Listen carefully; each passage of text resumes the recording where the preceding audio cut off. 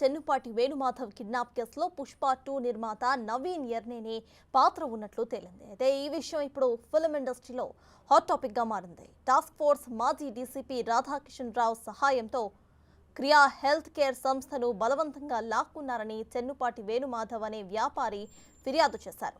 ఈ కేసులో నవీన్ ఎర్నేనితో పాటు పలువురు ఎన్ఆర్ఐలపై కూడా బంజారా హిల్స్ పోలీస్ స్టేషన్లో నాన్ బెయిలబుల్ కేసు నమోదైంది. ఇక దర్యాప్తులో నవీన్ ఎర్నేని పాత్ర ఉన్నట్లు ఆధారాలు లభ్యమయ్యాయి. దీంతో ఏ క్షణంలోనైనా ఆయనను అరెస్ట్ చేసే ఛాన్స్ ఉన్నట్లు తెలుస్తోంది.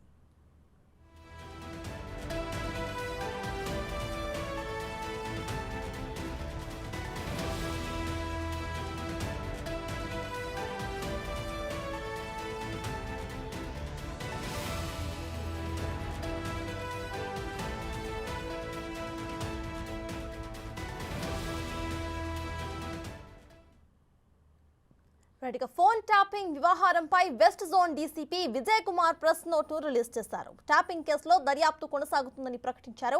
ట్యాపింగ్ కేసులో ఇప్పటికే 4గురిని అరెస్ట్ చేశామని, మరికొంతమంది వ్యక్తులు ప్రమేయం కూడా బయటకు రావాల్సి ఉందని వెల్లడించారు. కొంతమంది కీలక వ్యక్తుల పరారీలో ఉన్నారని ఆయన తెలిపారు. ఎస్ఐబి ఇంటెలిజెన్స్ లోని కొంతమంది అధికారులు ఇతరులతో కలిసి నేరాలకు పాల్పడ్డారని పేర్కొన్నారు. ఊహాగానాలు వార్తలు ప్రసారం చేయవద్దని, అలాంటి వార్తలు ఇన్వెస్టిగేషన్కు ఇబ్బంది కలిగిస్తున్నాయని ఆయన వెల్లడించారు.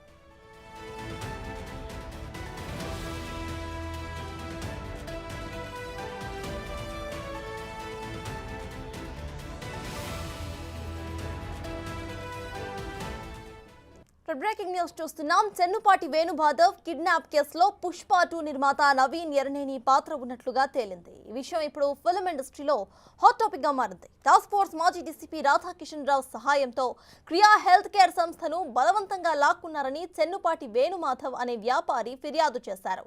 ఈ కేసులో నవీన్ ఎర్నేనితో పాటు పలువురు ఎన్ఆర్ఐలపై సైతం జూబ్లీ హిల్స్ పోలీస్ స్టేషన్లో నాన్ బెయిలబుల్ కేసు నమోదైంది. దర్యాప్తులో నవీన్ ఎర్నేని పాత్ర ఉన్నట్లుగా ఆధారాలు లభ్యమయ్యాయి. దీంతో ఏ క్షణంలోనైనా ఆయన అరెస్ట్ చేసే ఛాన్స్ ఉన్నట్లుగా తెలుస్తోంది.